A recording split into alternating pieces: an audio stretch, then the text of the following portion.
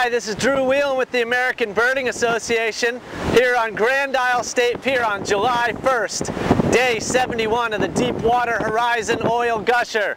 Even if this hurricane is hitting Texas, Grand Isle, Louisiana is still experiencing some serious squalls. And the weather's been on and off like this for about 48 hours now. And what that means is tremendous seas out there in rough water. There's a small craft advisory on, but it also means very high tides, which are bringing this oil much higher up into these nesting colonies where these birds are. So unfortunately, with these small craft advisories, nobody's been able to go out there and rescue any of these birds. So they've been sitting out there for days now without any attention or ability to rescue them. Barataria Pass with Grand Terre Island behind it. Yesterday, heavy oil was streaming through that pass. I can smell oil currently, and we can see the heavy erosion that's been experienced on this beach due to the wave action from this storm.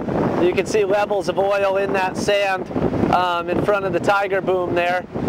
There's black oil and oily debris all down the shoreline. Behind me you can see the heavy wave action coming in from the storm. One possible benefit from this wave action and the storm is that all this movement in the surface of the water might help degrade this oil faster as it comes to the surface. It might help it weather and break down as it gets tossed around. Looking down here on the west side of the State Pier at Grand Isle, you can see oil in the water.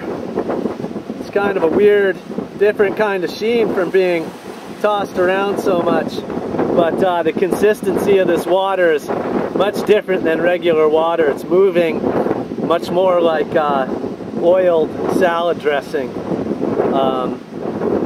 like Italian oil and vinegar salad dressing.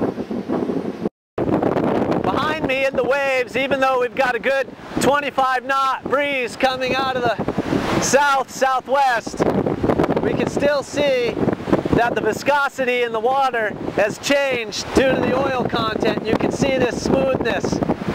If there was sun, that would be a sheen. That's from the oil in the water there. Here we can see this tiger boom right here behind me. And you can see how the tide and wave action has come right over it. You can actually also see some oily debris that's been deposited behind it. And if you look further down, you can see that that wave action is blown right through this tiger boom. What we can also see are piles of debris left behind by the cleanup effort. We've got several right here. So they piled up all of this debris with oil and sand and other stuff, and they haven't been able to pick that up and dispose of it properly, and so these tides are coming in and washing it straight out to sea, making all of that work that they did completely pointless. What we can also see out here as well is where the low tide has left behind a whole bunch of oil that's still out there. I can see dark splotches all in the low tide zone of emulsified oil that's been left behind. And also what we see is absolutely nobody on the beach. There's no threat of lightning out here. There's a little bit of wind. There's a little bit of rain. Any other profession, a fisherman, ski lift operator, a landscaper would be working in this condition. And I can't imagine that this is all we've got here on Grand Isle, Louisiana.